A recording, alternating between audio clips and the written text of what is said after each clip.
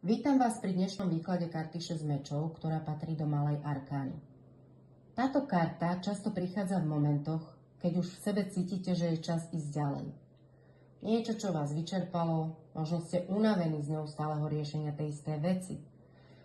Je to tiché a vedomé rozhodnutie, že vás niečo poznačilo a vy si teraz vyberáte pokoj, pretože viete, že toto už ďalej znášať nechcete. A tak aj napriek strachu sa často vydávate ďalej. Ako môžete vidieť, na karte je zobrazená loď, ktorá symbolizuje cestu životom a neustály pohyb vpred.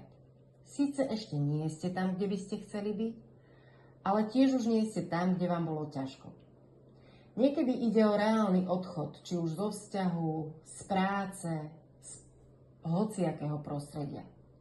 Inokedy je to len vnútorný posun, to znamená zmena postoja, nový pohľad, skrátka iné nastavenie mysle. V každom prípade je to dôležitý krok k uzdraveniu. A ešte jedna vec. Ak máte pocit, že túto cestu nezvládate sami, dovoľte si prijať pomoc. Či už je to kamarátka, niekto blízky, sprievodca, coach, terapeut. Niekedy aj to, že niekomu poviete už nevládzem, je len začiatok, ktorý ste potrebovali.